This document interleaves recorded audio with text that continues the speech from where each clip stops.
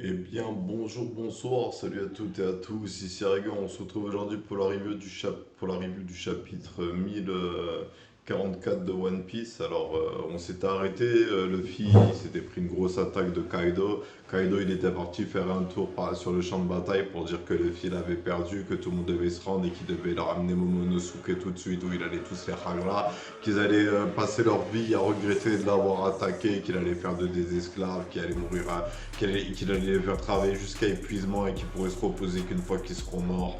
Et donc du coup, Luffy, de son côté, inconscient et à terre, il avait changé de couleur de cheveux. Et donc du coup, on y est les gars, le Gear 5. Ok, donc on va lire le chapitre sans plus attendre. Je vais voir ce que me réserve ce chapitre et je vais vous dire tout de suite ce que je pense de la réincarnation de Joy Boy. Bref, sur ce, allons-y. Ok, donc on est de retour. Je viens de lire le chapitre 1044. Alors je suis un peu mitigé et je sais pas trop quoi penser pour être tout à fait honnête. Déjà, je sais pas pourquoi est-ce que la musique se lance pas. Et donc du coup, ouais, je vais changer de répertoire. Ouais, alors du coup, déjà, moi, la première question que je me suis posée, en fait, quand j'ai entendu parler en fait de cet éveil, c'est pourquoi le fruit de Luffy s'est pas éveillé plus tôt au cours de l'histoire. Je veux dire, Luffy s'est retrouvé dans des situations semblables à celles de Kaido beaucoup de fois, et il a toujours dû repousser ses limites beaucoup de fois, et il a jamais réussi à atteindre ce stade avec son fruit du démon. Alors, ça peut peut-être être lié à l'entraînement de Haki qu'il a fait et de cette connexion qu'il a établie avec son instinct, disons. Mais en réalité, moi je me suis quand même posé cette question, pourquoi il s'est pas éveillé plus tôt? Je veux dire, en soi, le fille, il atteint ce stade un peu en mode ouais, il faut que je devienne plus fort comme d'habitude. Je veux dire, encore le Gear Second et le Gear Third, ça avait été amené, genre le fil avait perdu contre Aokiji, donc il avait réfléchi à comment devenir plus fort. Il s'était retrouvé face à un mur insurmontable, il s'était dit comment je peux faire pour devenir plus fort, et il avait trouvé cette technique avec son fruit de génémon qui était très imaginatif de la part d'Oda. Je veux dire, le Gear Second, il a accéléré son flux sanguin pour devenir plus rapide et plus fort. Le Gear Third, il fait gonfler avec ses os, avec son corps en caoutchouc, il fait gonfler ses os pour faire des grosses patates. Et le Gear Force, c'est à peu près pareil, il fait gonfler ses muscles pour envoyer des grosses patates. Il y avait quand même dans les précédents Gears une sorte d'originalité, mais aussi en même temps une logique concernant le fait que Luffy est un homme caoutchouc. Donc là, le Gear 5, on ne sait pas encore c'est quoi sa particularité, mais en gros, moi ce qui me fait un peu chier, c'est que Luffy il quitte le fruit du Gum Gum pour devenir le fruit du Zoan mythique du dieu du soleil Nika, qui est un dieu déjà avec lequel je ne suis pas du tout familiarisé. Alors en plus de ça, s'il faut que je fasse une recherche Wikipédia pour savoir de quoi parle Oda sans qu'il me l'explique dans son manga, ça va encore plus m'énerver. Mais du coup, là en soi, j'avais vu une scène, j'avais regardé rapidement sur un manga en va-vite et j'étais tombé sur une scène où Luffy faisait remuer le sol avec son éveil, et justement Kaido disait que le fruit du Gum Gum avait atteint comment ça s'appelle, qu'il avait atteint son éveil, alors du coup il pouvait manipuler le monde autour de soi. Et en soi, cette particularité-là de son éveil ne m'étonne pas concernant son utilisation. C'est-à-dire le Luffy en gros il pourrait faire pareil avec une arme. Il pourrait prendre une épée, utiliser son éveil et rendre l'épée caoutchouc, c'est-à-dire avoir une sorte de fouet tranchant, une épée avec laquelle il peut augmenter la distance comme il fait avec son corps. Et même la faire gonfler pour faire des grosses attaques d'épée. Bref. Et donc, du coup, là, en fait, c'est vraiment, c'est plus le même fruit du démon, et ça me fait un peu chier, mais c'est même pas une question que je suis puriste ou quoi. C'est juste que j'aime pas l'idée de me dire que le fruit du démon de Luffy, quand il s'éveille, c'est un autre fruit du démon, alors que pour les autres personnages, comment dire, ça va être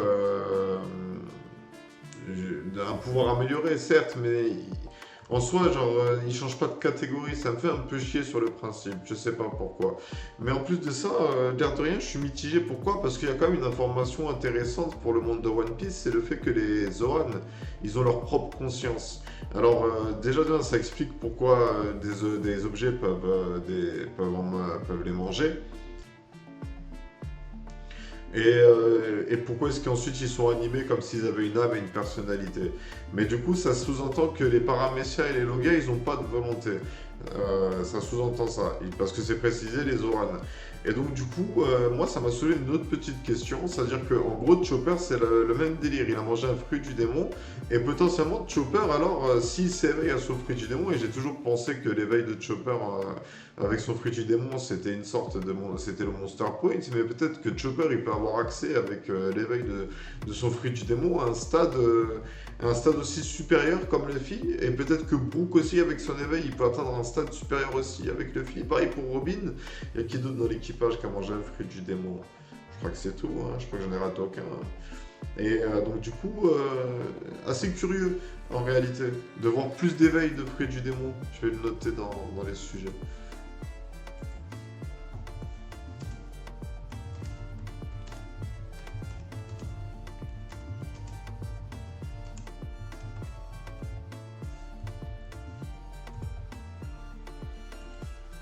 Et donc du coup, ouais, je suis mitigé parce qu'en réalité, Oda, quand même, il me promet des choses. Alors, il y a quand même quelque chose qui est dit, et ça, en fait, c'est ça, moi, que je trouvais ça dommage. C'est parce qu'en fait, le Nika Nika, en réalité, il brise des limites dans le fondement même de Luffy. C'est un homme caoutchouc. Ça a toujours été un kiff de suivre les aventures d'un homme caoutchouc, affronter des mecs avec des pouvoirs du sable et de la foudre, et d'évoluer dans un monde où les gens, ils ont des fruits du démon cheatés, mais lui, il est juste caoutchouc. Et je vais retourner voir les 5 doyens. Ils disent que sous sa forme vie, le fruit du gum-gum augmenterait la force et le degré de liberté du corps élastique de son utilisateur.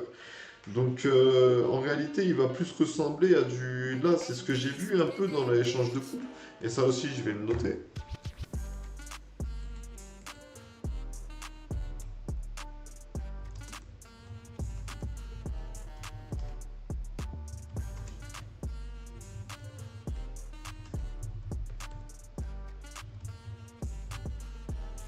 Il y a eu un retour aux sources un peu quand même dans ce move.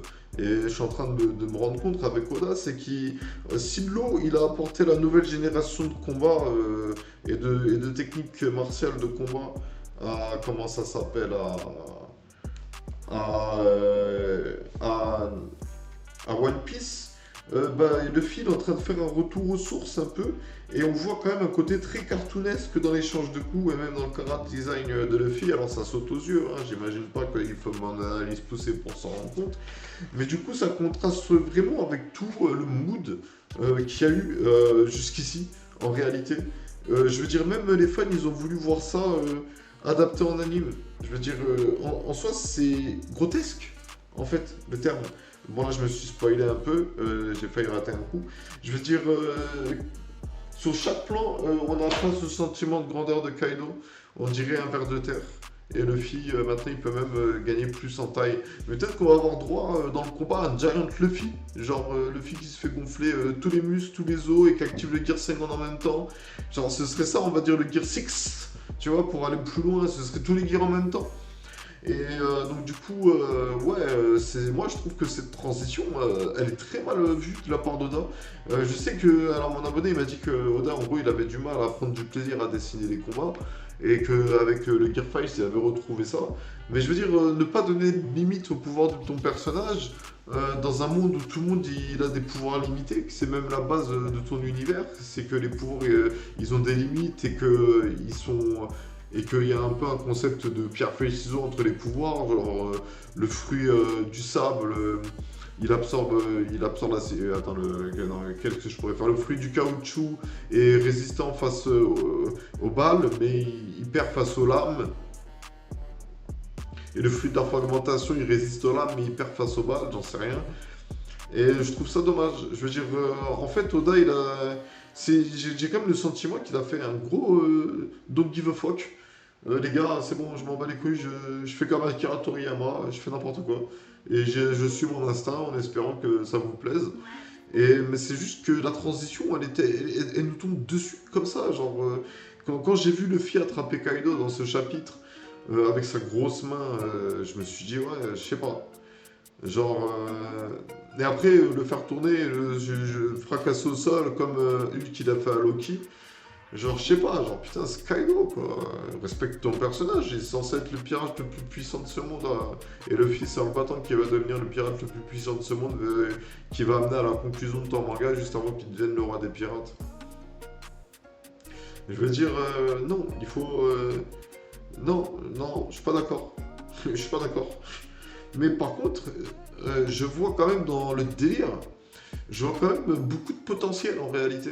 Dans le sens où, bon, ok, genre si je fais le deuil de ce choix, contrairement à l'époque où j'étais resté bloqué sur le retour de Sabo, résultat on le voit à peine, hein, Sabo. Hein.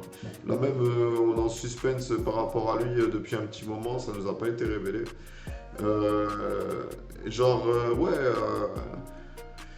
j'espère qu'il va pas nous faire un Ace 2 avec Sabo. Et genre, ouais, genre, il y a du potentiel en réalité. Ça peut rendre les combats. En fait, il y a aussi le fait que ce fruit il est rempli de promesses, quoi.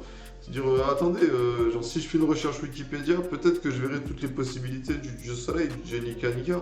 Mais peut-être que justement, il va apporter la vulcanisation au final et qu'il va nous montrer qu'il y a pensé à la vulcanisation et que c'est au-dessus de l'éveil. Tu vois, que c'est encore un stade supérieur, c'est un suréveil. J'en sais rien, en fait, ça donne de l'espoir parce que Oda, quand même, il monte dans un sens que son imagination, même si là, le mood et le délire dans lequel il est, je suis pas trop d'accord, son imagination, elle semble avoir dépassé un cap en termes de limites. On dirait qu'il arrive à amener et à justifier des choses dans son univers plus aisément que le fait d'être resté bloqué et d'avoir fait le deuil, on va dire, de certains pouvoirs. C'est dans les paramécias qu'on voit vraiment l'imagination de Oda. C'est dans les paramécias. C'est pas dans les logias, c'est pas dans les Zoan. C'est vraiment dans les paramécias. Et donc du coup, je sais pas, ça. Moi, je suis content des promesses quand même de ce Gear Fight, dans le sens où Oda il dit quand même, les gars, One Piece c'est pas fini. On va monter plus haut. Il nous le tease quand même, et c'est vrai que dans un sens, je me dis, ouais, c'est vrai, cette grande guerre finale, j'imagine que ça va être du lourd. Genre, si là, je suis un peu déçu par Wano, parce que c'est pas aussi. En fait, je ressens pas de la pression pour l'équipage. Contrairement aux autres arcs où, oui, je ressentais de la pression. Là, j'ai quand même l'impression qu'il y a trop tout qui réussit à l'équipage et que ça va tuer l'œuvre. Mais en même temps, Oda, il dit j'ai pas fini. J'ai encore des ressources. J'ai pas encore épuisé tout mon chakra, vous allez voir. Et donc, du coup, ouais. Alors, cette suite du combat Luffy Kaido, je vais l'attendre avec impatience. Je vais être très exigeant. Je veux dire, il faut pas que ce soit juste des allers-retours. Il faut que ce soit des vrais combats. Il faut qu'il y ait du suspense pendant les combats. Il faut que Kaido il montre que c'est lui la créature la plus puissante du monde et que Luffy doit, même s'il s'est éveillé au Gear Fight, il doit encore dépasser ses limites et devenir plus fort pour remporter ce combat. Bref, on va s'arrêter ici pour cette review. Je vais vous donner les mots-clés. Je rappelle qu'en ce moment sur ma chaîne, il y a un jeu concours. Alors la première place a déjà été gagnée. Du coup, vous vous battez pour la deuxième et pour la troisième place. Je rappelle qu'il faut réunir un maximum de mots-clés avant le 6 septembre. Le 6 septembre, il faudra m'envoyer par message privé sur Discord les mots-clés que vous avez récoltés. Donc venez sur Discord les gars, c'est là-bas que le jeu concours va se passer. Il y a 20 mots-clés au total. Si vous avez déjà réuni les 20 mots-clés, vous pouvez déjà m'envoyer un message privé sur Discord pour me les donner. Et moi, je vais vous donner le mot-clé de cette vidéo. Et bien, le mot-clé de cette vidéo, c'est tout simplement soleil. Je répète, le mot-clé de cette vidéo, c'est soleil. Comme je vous disais, je ne sais pas trop quoi penser. En fait, dans un sens, je me dis, bon, Oda, il est dans son délire. Et c'est vrai que One Piece, à la base, c'était le délire d'Oda. C'était comique, il y avait quand même des méchants qui mettaient la pression. Mais il y avait un charme aussi. Et j'ai quand même l'impression que Koda il va essayer de retourner à ce charme d'époque, mais en même temps de proposer une nouvelle vision et une nouvelle manière de narrer l'histoire qui mérite quand même mon attention et ma clarté d'esprit. Bref, sur ce, c'était Raiger, je vous remercie d'avoir suivi cette review. Dites-moi ce que vous avez pensé du Gear 5 de Luffy de manière générale. N'ayez pas peur de me spoiler, franchement moi ça m'inquiète vraiment pas. Je sais déjà ce qui va se passer à peu près. Juste, j'ai pas vu j'ai pas vu les détails, donc là je vais pouvoir les mater. C'était cool, en vérité, bah, ma curiosité est attisée. Je me demande ce que Oda va faire avec ce Gear 5 et à quoi va ressembler la nouvelle forme de Luffy. Donc dans un sens, je suis un peu hypé. Du coup, hâte de lire la suite d'ici 2 3 jours. Et sur ce, je vais arrêter la review ici. C'était Rager, je vous souhaite une bonne journée, une bonne soirée, un bon après-midi. Et je vous dis à bientôt pour une prochaine vidéo.